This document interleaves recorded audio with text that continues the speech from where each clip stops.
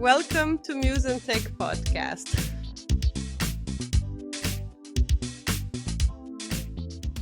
Hello, my beautiful souls, and welcome to Muse and Tech podcast. I'm your host, Delia, and today, just like every week, we are here to lift each other up. This is the space where we can keep it real, when we can talk about our stories, our challenges, and finally claim the right to your own unique path in tech. And today's guest is Karolina Kozhevnikova, is someone who's true force in tech space. She's a founder of Enough Lab, a soft skills trainer for STEM companies, a counseling psychologist, a certified executive coach, and a mentor in the Women in Tech global community. So sit back, open your mind, and let's dive into conversation that just might shift how you show up and how you lead yourself and how you can step into your next chapter. Karolina, welcome to the podcast. Thank you so much. I'm so excited to be here today. Thank you so much for the opportunity to share my story, to share probably also the stories of other women that I'm collecting through my life. I'm very excited. Thank you. I was looking for this session. Me too. Okay, let's start with the simple question. Simple but cozy and cute question. What a small daily ritual that brings for you a joy? I always like the experiences to stay in the hotels. And I realized that one of my favorite parts of it is the breakfast. The presentation, fresh flowers. And I realized that I feel so good when I start my day with this type of breakfast. So I thought, why can't I create the same ritual, the same breakfast for myself? And so now every morning, no matter how I feel, no matter what's going on, no matter what the agenda is, I serve myself a very beautiful breakfast, beautiful plates, try to find fresh flowers. I make the beautiful presentation, and it's just so wonderful to start a day like this. Sometimes in our routine, we forget that every day is a celebration. Someone didn't wake up today, right? So you woke up. That's a celebration. Celebrate this morning. You have the whole day to make a change, to make a difference, to do something beautiful. Celebrate it. And the breakfast is the right time to do it. Wow. I forgot about that. It's amazing. It is a great ritual, and I highly recommend it to women. And it doesn't matter if you live alone, you live with a family. Just do it for yourself, for your own mood. Just one day, try it. Not necessarily every day, but at least pick one day. It can be Saturday morning or Sunday or even Friday. Doesn't matter. Just try it. It makes such a big difference. Thank you that you're sharing. Okay, let's back to where your journey started. So if we would met you in the beginning of your journey, let's imagine that magic would happen. How you would describe yourself back then? It's an interesting question because I started over so many times. So what kind of beginning? So I would say 10 years ago, I was extremely insecure creature. I was not a leader at all. I lived in very abusive, toxic marriage where I was never enough no matter what I did. But at the same time, I was very loving, very giving, very kind with the hope that I will find a way to help people to change the world. Just kindness and love, these two concepts were my religion, no matter what was happening, no matter what bad things I was experiencing. So that was me 10 years ago. It's so funny to speak about it today because now I'm a completely different person. And it seems that, wow, such a big change, but 10 years passed. So it was kind of a journey. I believe so. Mm-hmm. Okay, how is it? I will move a bit in tech industry. Even I'm curious, but how did your journey started in tech? What was the beginning? Well, I was always in psychology, but business psychology. I was an executive coach, and I was working in sales and marketing, finance, real estate development. I was a soft skills trainer, leadership trainer, and I was working with men and women, everyone. But many of my friends, and still, they are working in tech. And every time we met, I heard a lot of stories of toxic environment, of a lot of challenges, of poor leadership, the lack of communication skills, of burnout. The people are leaving, the retention rate were crazy.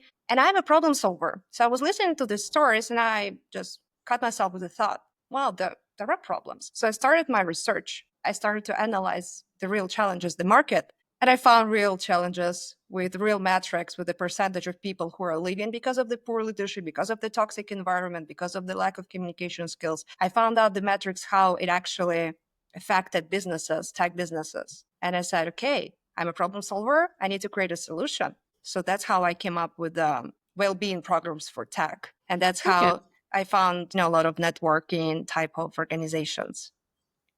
What kind of problems you found it? Well, Or what first, kind of statistics? well, statistics was in general they were very bad. That the retention rate, let's say in startup companies, were up to 65% of people who were leaving after the first year working in tech startups. That's a lot of people. And to hire a new person, the whole process of hiring and onboarding the new employee, that's a lot of money. It's up to 30% of annual employee salary. So just imagine how much money tech companies were actually losing due to these poor workplace cultures. At the same time, the burnout rates were so high. 40% of people in Europe were taking sabbaticals due to a severe burnout in tech. It means that for up to a year, some of them for 2 years didn't work at all. They were taking a Wow. break.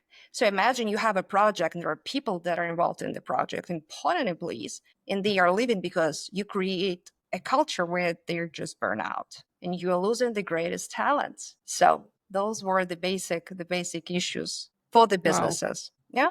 Do you imagine you have the startup and after on average, after 1 or 2 years, you have to keep in your mind that you have to change the employee and no consistency on the product or on the services or on the optimizations or improvement. Wow. Yeah, it's quite overwhelming to think about that if I would be in that CEO position.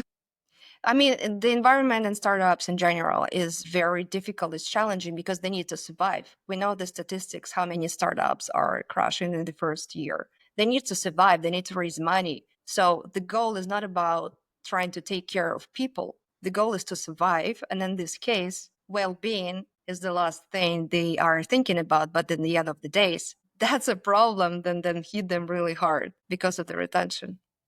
This is intensive industry. I used to work in the startups, so it's kind of every day. It's quite. It's like a Christmas time, you know. Yeah, I can agree. Okay. Yeah, it's like all the time the Christmas time. Just curious. Obviously, that we all have same issue. I think on the different stages or level when we start the new project, positions, and etc. But the question sounds like: have you ever experienced imposter syndrome or moments of serious doubts, and how you was dealing with them? Oh my God. Back in the days, imposter syndrome was my nickname. Oh, because I was the best student, I tried to win all the possible grants. I graduated with honors and I started to work at the law firm because my first degree was in law, international law. So it was a highly competitive field and I was one of the best students. But yet it never felt enough. A lot of certifications, I was studying like crazy. I always felt that one more certification, this type of internship, I'm not ready. I was never ready. So it was never ending until psychology actually came into my life, cognitive behavioral therapy. And when I realized how our mindset affects everything, that was a real power for me. It was such a breakthrough, such a game changer.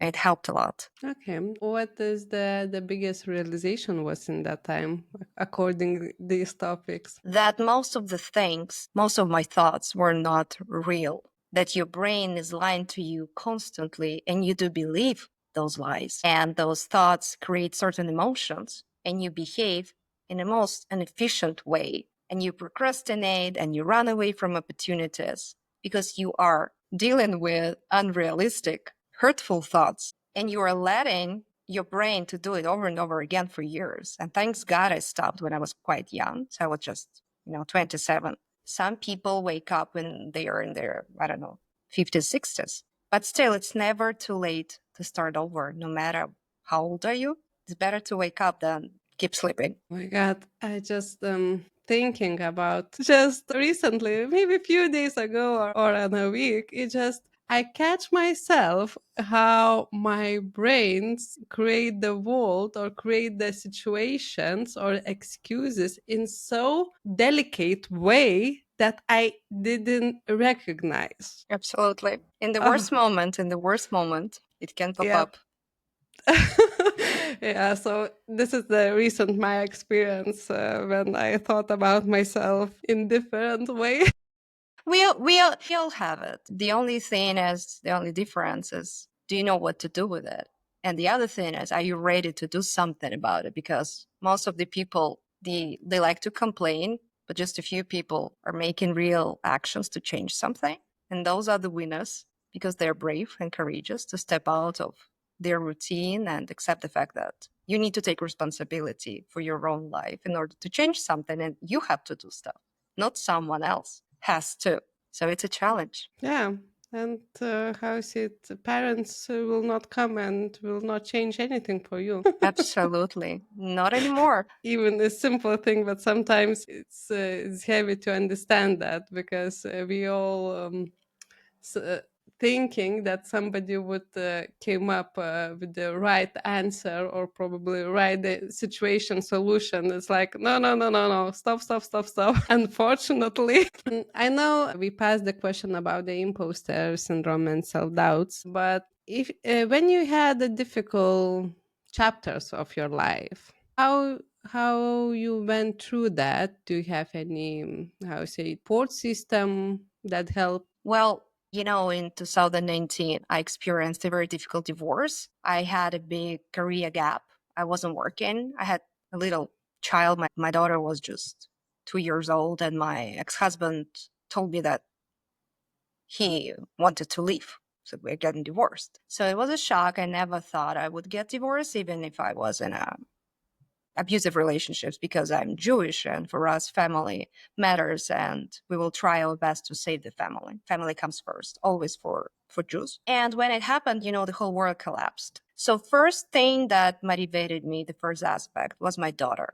There was such a huge ball of energy and motivation because when I had hard times, I knew that I had to stand up and do it for her. So this amount of unconditional love I felt for her, not even for myself back then, but for her, really helped me. And later, even now in my business, because not everything, comes smoothly. Of course, I do have challenges all the time. Business, it's never linear. It's always up and down. And for me, the purpose, why am I doing it? The meaning of the things. It always helps. So if you know your wife, you have a very strong purpose behind the things. No matter what is happening, you know why. And so for me, the purpose to help people, to bring value, to change the world, like serving people, I think this helps a lot to overcome difficulties and I know that I'm doing the right thing. And no matter what, I just need to do it. Mhm. This is kind of anchor, yeah, It to is. bring your Or staying resilient. It's a very funny question because no one is resilient from the beginning. We get resilient through our life experiences. So the first exercise that everyone can do, everyone who listens to this podcast, you need to take a piece of paper and write down all the challenges you became in your life, like all of them, and try to write down how it shaped your character and what you learned from that. So this is your kind of box of superpowers. And so when I got divorced, I did this exercise and I realized, okay, so I relocated alone to a different country. I opened a business. I lost a business. I opened another business. So when you think about everything you've been through, and if something happens, you just sit down and you remember, okay, what kind of my past experiences and superpowers that I got from that can help me in today's challenge? Because sometimes it's a new experience, sometimes it's not. Sometimes you can use something from your past, as a helper. So that's one thing. And the other thing, and it's not so vivid, is to train the unconditional love and self-compassion. Because sometimes people think that being resilient means to be a fighter, to be a boss. Don't feel anything. Instead, I'm saying try to find will and power to support yourself, to be yourself a best friend. If something happens to your best friend, like what would you say to your friend? Are you able to say to yourself this very moment? Don't wait until someone will support you. Can you find this self-compassion? So This is one of the skills that I'm teaching my clients and makes a big difference. And that's what makes me resilient, because I don't have a self-critical talk. I'm not pushing myself down anymore. That what makes me resilient, because I can support myself like a mom probably would support me. And that's a trick. And you have to learn it, and you can learn it. That's a skill. It's not that the thing we supposed to born with. Then conditional love and compassion usually has to come from mothers, but I didn't get it when I was little. I didn't have this unconditional type of love and compassion. My mom was very critical. She was very tough, and she thought that she's doing the right thing, always by being tough to me, even till this very day. So I had to learn how to deal with it. But I know many people who actually know how to do it because they got it from their family. Recently I talked to one very successful person, really successful, very strong, that I always admired. And he told me such a thing that I asked him, do you like everything about yourself? You seem so confident. And he told me, I absolutely love myself. I don't want to change anything. I don't need to grow. And immediately for me, this person stopped being such an amazing, strong human being, because I realized that you can't be static. You just can't stop growing and evolving and learning and adapting. It And is. I said, wow, that's so rigid. That's a confidence, right? No, we're not static. We always have to shift our identity. I don't know other way around. Yeah, me too, absolutely. What lesson did the life teach you in the hard way, but at the moment you are deeply grateful for it? Well, it was a financial lesson. I learned that you need to be really smart with your money. You need to learn how to invest. You need to create this kind of financial safety net and try to be minimalistic. And the lesson, you can't buy happiness. Purchasing things in the end of the day doesn't make you happy. It's nothing. Instead of investing in experiences and be smart and be safe with your money from the very beginning. And also for business owners, if you have a choice or chance to keep a stable job while you're starting your business, keep a job. Don't leave your job, at least for first year. Please don't do that, because this euphoria of the beginning of starting your thing and being that independent and be the boss of your own life, when the real problems start, the first rejections will arrive, and they will arrive. Yeah. You're gonna remember my words. Just play safe, play smart. Your word probably will be like deja vu sound in the background. Absolutely, absolutely. It is. Yeah, that euphoria, it's have or has the magic of quit the daily job. So don't do that. Just listen, Carolina, and don't do that. Yeah, at least for a year. It is. Okay, okay. According your opinion, because we start talking about the business, but just your personal opinion, Mhm. how you are dealing with that. What is the simplest way to start earning online today? Well, I think now we're living in such an amazing time, even though there are so many companies that are coming back again to offline type of work. Still, we're living in an amazing time when I believe that every expert can earn money online. We have this digital era. So the trick is just to find a skill that you're really great in, that can solve a specific problem, where you can create a good solution to offer on the right market. It's a trick. You need to make a research. You need to understand what you're able to do. And the other trick is be the quality, because it seems that market is full of different services and different products. Trust in me, high quality is always in demand. It seems that the market is full. Market is full of different types of quality, and low quality is very common. So if you are a great expert and if you are high quality business owner, you will always be in demand. Just you need to learn how to deliver this value to make people understand that you have a great value and a high quality, and everything will go. It is. I totally agree with you because the market full of everything. How is it low quality to pretend a high quality? Yeah. It's like a mini theater. It is. And many people are so scared to start their own business or to proceed with their business, because they're so scared of the competition on the market.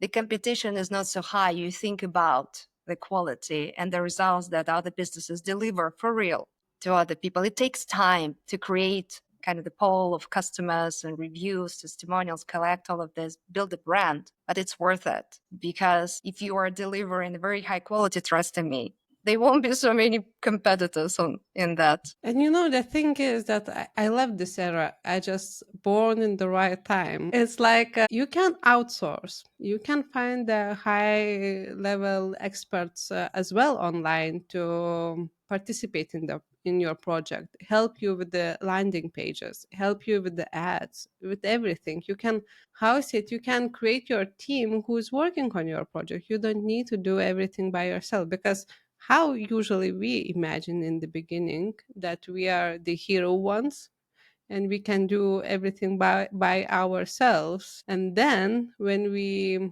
realize that we can't do that, so we need to stand up and find a solution. Yes, but not everyone, has a luxury in the beginning to delegate. So sometimes you have to learn even to create your own landing page.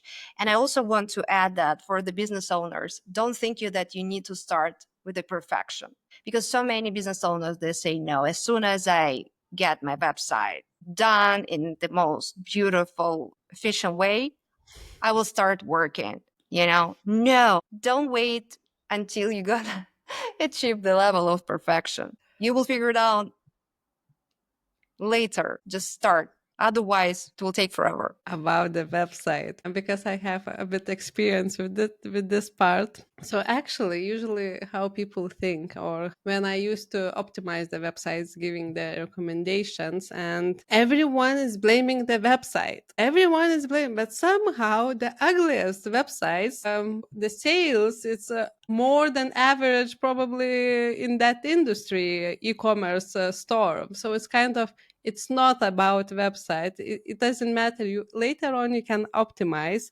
Just do as basic as you can and just move forward. Exactly. Absolutely. I agree But with you. that need to realize, because it's like I remember myself. It's like 7 years ago. I just imagined that I need a perfect website. That color which I imagined, that buttons where I imagined, and it took quite a long. But I remember in the beginning, one person was saying that it's not important website. No, it's important. Everything is important, but in the end, it's totally not important. It's like, guys, That's not important. The quality of your work and the good offer, that's what is important. if you could go back again and give the advice for your younger self, I love this actually question. What would you say for yourself? Well, the first thing I would say, be kind to yourself, no matter what is happening. Just be kind. And the other thing that is painful is a painful truth, but everything takes time because I always wanted results like yesterday. And I thought that if something is not happening as fast as I want, it means I'm bad at it. It means I have to quit. No, just realize that every aspect, every process in business and life, everything takes time. Don't rush things. Be patient and be kind to yourself. I agree, it's painful. I know. It's like no good news for us. Sometimes to accept a painful truth is a way to deal with it. It's the first step. It is. And that's why we are here. That's why. I know that you have worked closely with the woman in tech as a mentor. Mm. What are some of the most common internal or external challenges they face, and how you helping them navigate through this? Well, tech industry in general for women is very challenging. We know the history. We know the tech initially was very male dominated. Now things are growing. Still, we have less than 35% of women in executive roles, which is painful. We still have countries with a big salary gap between men and women. We still have some stereotypes about women, like if woman is in the company, in tech company, she's gonna explore what is an emotional labor. For example, if there is an event, she's gonna deal with that just because she's a woman. And there are so many external challenges that they are overcoming daily.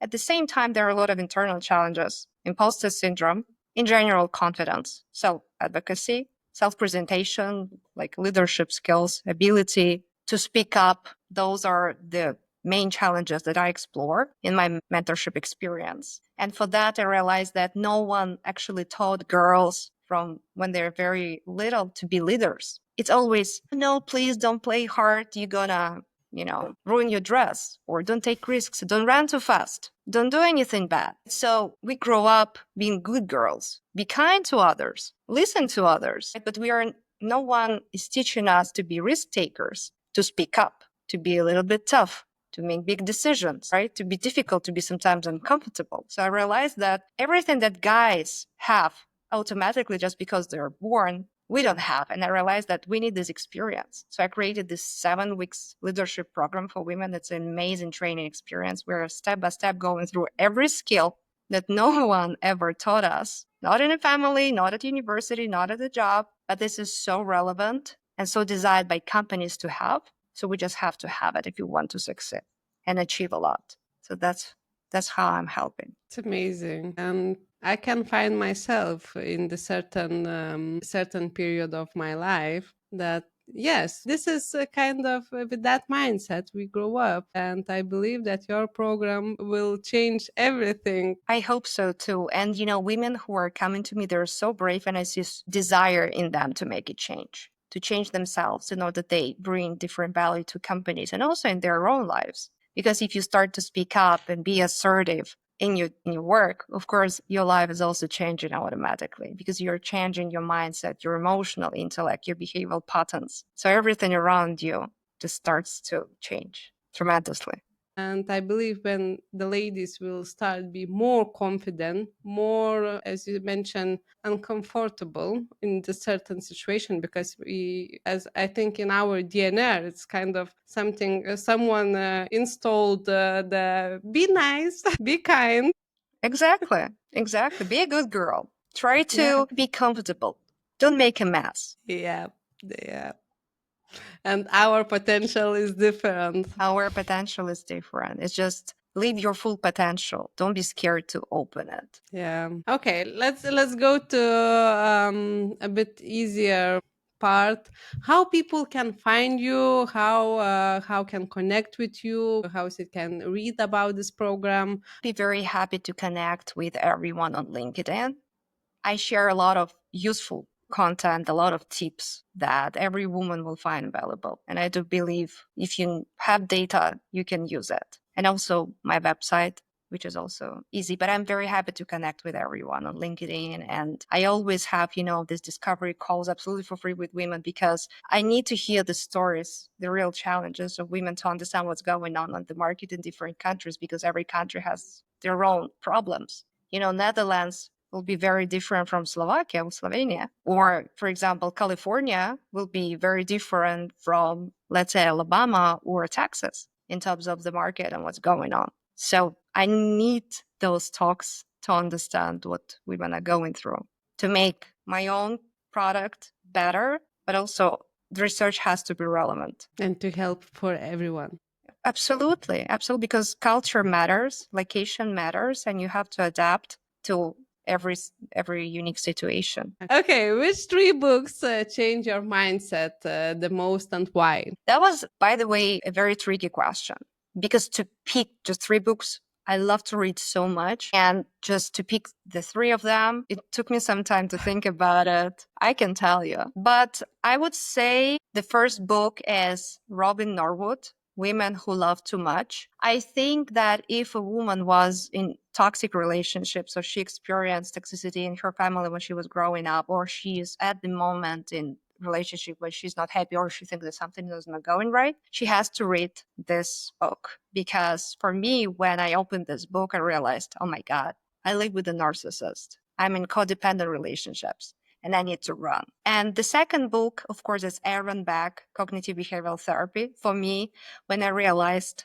how our mind works, how it affects our life, I was in shock. And that's why I started to learn psychology. That's why I wanted to become a therapist, because I just fell in love with his concept, exactly with this type of therapy, because it was phenomenal and I fell in love. And the third book, it's a Jewish therapist, Viktor Frankl, Yes to Life. I think it's one of the greatest books. If you are going through a difficult time, if you're trying to find meaning in your life, if you don't know who you are and what you want to do and just just it's a tough moment. So he's writing about his experience in one of the death camps in the Second World War because he was a Jew. So obviously, of course, he also got in the situation. And he was analyzing as a therapist which people survived and thrived afterwards and why. So this book, Yes to Life, is absolutely amazing. And you have to read it to start to treat your life differently. I started to treat every day of my life as a celebration after I read this book. Wow. I'm curious now. Absolutely. And it's translated to all the languages around the world. It's a bestseller. So absolutely must have for every person to have in a library. Yeah, with the paperback. I love the book. And probably the traditional way. I believe that with the book, you have to touch, feel, work with that. Then you can feel that energy. And even smell the book because, different books smell differently and smell matters. It is. And changing your life because as Karolina mentioned before and I mentioned before, brains likes to a bit lie to you. So it's giving you different perspectives and maybe find yourself in the different way. I believe so. Absolutely agree with you. Okay, Karolina, thank you so much. And it was truly wonderful to have you here with us today. Thank you so much for this talk. I really had a big pleasure. Amazing. And for the rest of us, if you enjoyed this episode, please like, share, and subscribe. Or even better, invite a friend who might need some inspiration. And don't forget to follow museintech.com for more real stories, practical tips, and encouragement. We are here to support your tech journey. Keep believing, keep taking micro steps, keep building, and keep shining your light. Until the next time, my beautiful souls. Thanks for listening, beautiful souls. Don't forget to like, follow, and share, and visit us at museintech.com. Until next time.